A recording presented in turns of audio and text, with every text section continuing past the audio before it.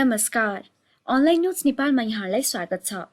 आज हामीहरू फर्म्याटिङको बारेमा सिक्दैछौँ। योभन्दा अगाडि चाहिँ हामीहरूले एडिटिङ डेटाको बारेमा सिकेका थियौँ। यदि तपाईहरूले त्यो भिडियो हेर्नुभएको छैन भने मैले त्यो भिडियोलाई माथिको आई बटनमा पनि राखेको छु। ल आउनुहोस् हामी सिक्न सुरु गरौँ। हामी सबैभन्दा पहिले चाहिँ हामीहरू फन्ट ग्रुपभित्र रहेको सबै ग्रुपहरूको टुल्सहरूको बारेमा सिक्नेछौँ।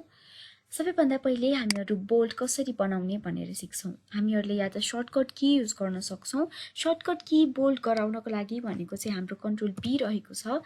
हामीहरूले कन्ट्रोल बी थिचेर पनि गर्न सक्छौँ, या त हामीहरूले यहाँ फन्टमा रहेको यो बोल्डमा हामीहरूले बीमा क्लिक गरेर यसलाई बोल्ड गराउन सक्छौँ। त्यस्तै गरेर इटालिक गर्नको लागि हामीहरूले कि त कन्ट्रोल आई युज गर्न सक्छौँ कि त हामीहरूले यहाँ माथिको आईलाई पनि युज गर्न सक्छौँ।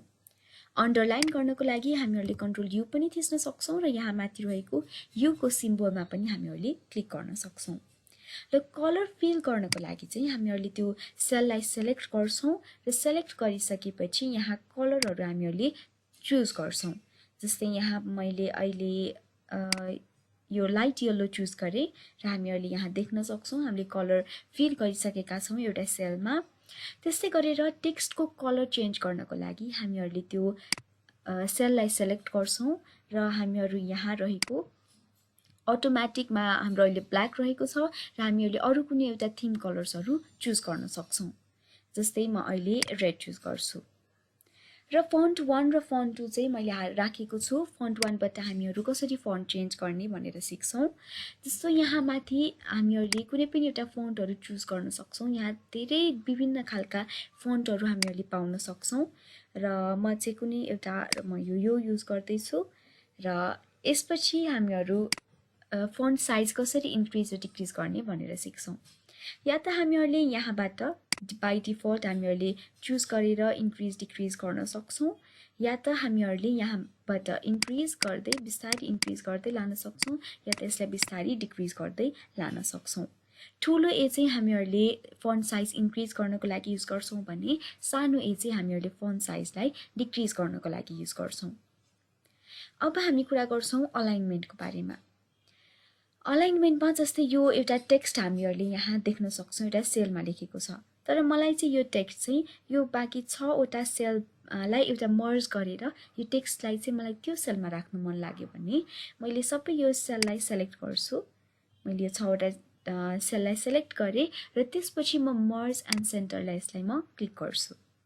यो क्लिक गरिसकेपछि यो टेक्स्ट अहिले तल आइरहेको छ। यसलाई चाहिँ मैले मिडल अलाइन राख्नको लागि हामीहरूले यहाँ माथि रहेको मिडल अलाइनमा क्लिक गर्न सक्छौँ र हामीहरूले देख्न सक्छौँ कि हाम्रो टेक्स्ट चाहिँ अहिले बिचमा आएको छ। यसलाई हामीहरूले माथि राख्न पनि सक्छौँ, बिचमा पनि राख्न सक्छौँ र यसलाई तल पनि राख्न सक्छौँ। यसरी चाहिँ हामीहरूले अलाइनमेन्ट युज गर्न सक्छौँ। र अर्को भनेको चाहिँ हाम्रो ऱ्याप टेक्स्ट। जस्तो अहिले यहाँ this is for wrap text लेखेको चाहिँ यो 2टा सेलमा यसले अकुपाई गरेको छ। यसलाई चाहिँ एउटै सेलमा अकुपाई गर्नको लागि म यसलाई सेलेक्ट गर्छु र सेलेक्ट गरिसकेपछि ऱ्याप टेक्स्टमा म यसलाई क्लिक गर्छु र हामीहरूले देख्न सक्छौँ कि यो एउटा अघि 2टा सेल युज गरेको टेक्स्ट चाहिँ अहिले एउटै सेलमा आएको छ। यसरी हामीहरूले ऱ्याप टेक्स्ट पनि गर्न सक्छौँ। अब हामी जान्छौँ डेटको फर्मेटतर्फ। अहिले हामीले यहाँ 3-4वटा डेटहरू देख्न सक्छौँ। यहाँ चाहिँ हामीहरूले मन्थ डेट र इयरको हिसाबमा हामीहरूले यहाँ डेटलाई राखेको छौँ। अब हामीहरूले चाहिँ यसलाई चेन्ज गर्नको लागि या कुनै पनि अरू फर्मेटमा यो डेटलाई राख्नको लागि म यो पहिला यो 3टा सेललाई सेलेक्ट गर्छु। सेलेक्ट गरिसकेपछि यहाँ नम्बर रहेको छ, यो बटन एउटा सानो बटन छ, म त्यसलाई क्लिक गर्छु। क्लिक गरिसकेपछि हाम्रो चाहिँ एउटा डायलग बक्स आउँछ जसमा number, alignment, font, border, fill र प्रोटेक्सनहरू राखिएको छ। अब चाहिँ हामीहरूले जस्तो यहाँ बाई डिफल्ट क्याटेगोरीमा यसले डेटलाई सेलेक्ट गरिसकेको छ।